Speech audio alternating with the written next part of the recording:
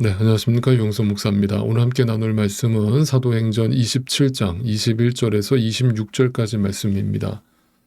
연이은 풍랑으로 로마로 가는 길은 멀고도 험난하기만 합니다. 계속되는 풍랑과 맞바람으로 원래 계획했던 것보다 훨씬 더 딜레이가 된 상황에서 결국 지중해 한가운데에서 겨울을 맞이하게 되었습니다. 그럼에도 불구하고 배의 선장과 선주는 자신들의 손해를 최소화하기 위해서 생명의 가치보다는 돈의 가치를 우선해 두었고, 그리하여 겨울에 해서는 안 될 무리한 항해를 시작하게 되었습니다. 바울이 이것에 대해서 미리 경고했음에도 그들은 바울의 말을 전혀 들으려 하지 않았습니다. 결국에 바울이 경고했던 대로 강력한 겨울 폭풍을 만난 알렉산드리아호는 강력한 바람에 떠밀려서 좌초되고 말았고 이리저리로 밀려다니게 되었습니다. 자, 그러자 그제서야 자신들이 소중히 여기던 물건들을 바다에 내어 던지기 시작했습니다. 그들은 배에 실린 자신들의 재산, 즉 자신들의 돈을 포함하여 버릴 수 있는 모든 것을 다 버리기 시작했지만 그 어디에서도 소망을 찾을 길이 보이지 않았습니다. 말 그대로 그들은 절망에 사로잡혔습니다. 21절이 이렇게 이어지고 있습니다. 사람들은 오랫동안 아무것도 먹지 못하고 있었다. 그때에 바울이 이렇게 말하였다. 여러분은 내 말을 듣고 크레타에서 출항하지 않았어야 했습니다. 그랬다면 이런 재난과 손실은 당하지 않았을 것입니다. 며칠 동안 아무것도 먹지 못한 사람들은 정말 말 그대로 이제 죽었구나 하는 심정으로 절망에 사로잡히고 말았습니다. 바로 그때 바울이 일어서서 이렇게 말을 한 것입니다. 여러분, 왜 그때 내 말을 듣지 않았습니까? 이 말은 어떻게 보면 그 당시 고난을 당하고 있는 사람들에게는 자신들을 원망하는, 자신들한테 이 상황을 떠넘기는 말처럼 들려서 굉장히 기분 나쁘게 들릴 수 있는 말입니다. 그러나 우리 한 번 더 생각을 해보면 바울이 이렇게 말한 이유는 바울은 분명히 하나님의 말씀의 본질의 기준에서 무엇이 삶의 우선순위이며 무엇이 더 중요한 것인가를 알고 살던 사람이었기 때문에, 즉 다시 말하면 그들에게 하나님의 말씀을 전달하는 자의 입장에서 그들에게 이 상황을 설명하고 있는 것이죠. 다시 말하면 왜 생명의 소중함을 물질의 소중함보다 경시 여겼느냐라고 그들에게 정확하게 전곡을 찌르는 하나님 말씀을 선포하고 있는 장면입니다. 죽음 앞에서 어차피 다 바다에 던져버릴 것들, 이렇게 될 것 여러분이 미리 알았더라면 더 이상 거기에 집착하며 살지 않을 수 있지 않았습니까? 라는 어찌 보면 회개의 촉구라고 할 수 있는 말이었죠. 자, 그러나 그들을 꾸짖는 것처럼 보이던 이 바울은 이어서 이렇게 말을 이어갑니다. 22절입니다. 그러나 이제 나는 여러분에게 권합니다. 기운을 내십시오. 이 배만 잃을 뿐 여러분 가운데 한 사람도 목숨을 잃지는 않을 것입니다. 재밌는 말을 했습니다. 여러분, 이 일을 통해서 여러분 재산은 다 잃어버렸습니다. 그리고 이 배도 잃어버릴 것입니다. 여러분의 인생은 좌초됐습니다. 그런데 이것으로 인해서 여러분의 생명은 죽지 않을 것입니다.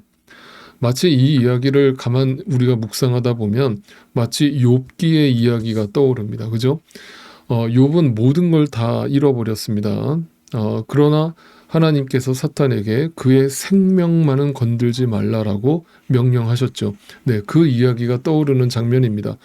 그래서 지금 이 배에 타고 있던 사람들에게 바울이 이렇게 말한 이유는 역시 생명이 중요하다. 하나님께서 이것을 왜 여러분에게 일으켰다고 생각하십니까? 결국 생명이 중요하다는 사실을 알려주시기 위함입니다. 라고 말씀하고 있는 것이죠. 자, 그리고 23절, 24절 이렇게 말한 이유를 이렇게 말합니다. 바로 지난밤에 나의 주님이시요 내가 섬기는 분이신 하나님의 천사가 내 곁에 서서 바울아 두려워하지 말아라. 너는 반드시 황제 앞에 서야 한다. 보아라, 하나님께서는 너와 함께 타고 가는 모든 사람의 안전을 너에게 맡겨주셨다 하고 말씀하셨습니다. 그러니까 그들에게 희망을 가지라고 했던 것은 그냥 허풍 떠는 말이 아니었던 거죠. 그렇게 말한 이유가 뭡니까? 그는 하나님의 말씀을 받았기 때문이었습니다. 하나님의 말씀을 가지고 있었기 때문입니다. 여러분 잘 생각해 보십시오. 지금 바울이 지금 이 고난에서 바울만 고난에서 비껴나갔습니까? 바울은 지금 무슨 혼자 관광하고 있습니까? 아니지 않습니까? 바울도 그들과 함께 있고 바울도 지금 며칠 동안 그들과 함께 굶었고 바울도 인간적으로 두려운 것은 마찬가지입니다. 그런데 바울은 그 절체절명의 순간에 하나님의 말씀을 받았습니다. 그 말씀은 두려워하지 말라는 주님의 말씀이었습니다. 그 상황과 이 땅의 유한한 것을 뛰어넘는 영원하신 하나님의 말씀이었습니다. 바울은 모두가 절망할 수밖에 없던 바로 그 순간에 하나님으로부터 진짜 믿음을 가진 자로서 말씀을 가진 자로서 그 순간에 빛을 발했던 것입니다. 여러분 그래서 제가 늘 말씀드리는 게 바로 이런 부분입니다. 여러분 우리의 믿음의 실체가 어디서 드러납니까? 여러분 믿음이 되게 추상적으로 보이시죠? 네, 실체가 없는 것처럼 보이시죠? 그런데 여러분 그렇지가 않습니다. 믿음은요 항상 결정적인 순간에 드러납니다. 평상시에는 저 사람에게 믿음이 있는지 없는지 알 길이 없습니다. 다 믿음 좋아 보입니다. 그런데 고난이 닥쳐보면 그때 진짜 믿음의 실체가 나타납니다. 한 사람의 믿음이 절망에 사로잡혀 있었던 275명의 사람들의 마음속에 희망의 불씨를 되살려낸 것입니다. 여러분 이것이 진짜 믿는 자의 삶입니다.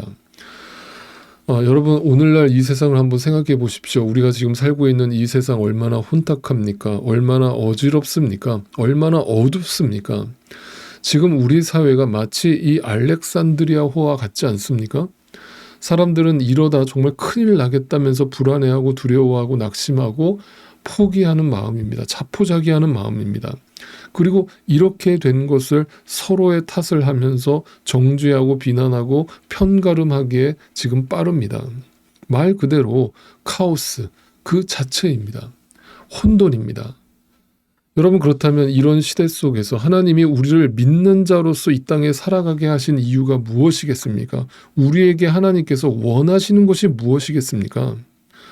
두려워하지 말라는 주님의 말씀, 영원하신 말씀을 품은 자로서 그 말씀을 받은 자로서 그 영혼을 바라보는 자로서 이 유한한 삶 속에 이 절망 속에 살아가고 있는 아무 소망 없는 이 땅의 사람들에게 진짜 소망이 무엇이고 진짜 희망이 무엇인지를 보여주며 살아야 되지 않겠습니까? 절망에 삼킴받은 사람들에게 두려워하지 말고 하나님을 믿으라고 하나님 안에서 누리는 평강을 누리는 모습을 우리의 삶 속에서 보여주며 살아야 되지 않겠습니까? 여러분 교회는 어떻습니까? 여러분 교회도 때로는 갈 길을 잃은 알렉산드리아호와 마찬가지로 절망에 사로잡힐 때가 있습니다. 그때 모두가 부정적인 마음과 부정적인 생각에 사로잡힐 때 누군가는 하나님의 말씀을 붙들고 하나님의 시간을 믿으며 일어서는 자가 있어야 되지 않겠습니까? 여러분 가정은 또 어떻습니까? 여러분의 가정이 혹 무너지고 계십니까? 여러분의 가정이 사탄의 놀이터가 되셨습니까? 그렇다면 누가 그 가운데 말씀을 붙들고 일어서야 하겠습니까? 네, 바로 여러분입니다. 우리입니다.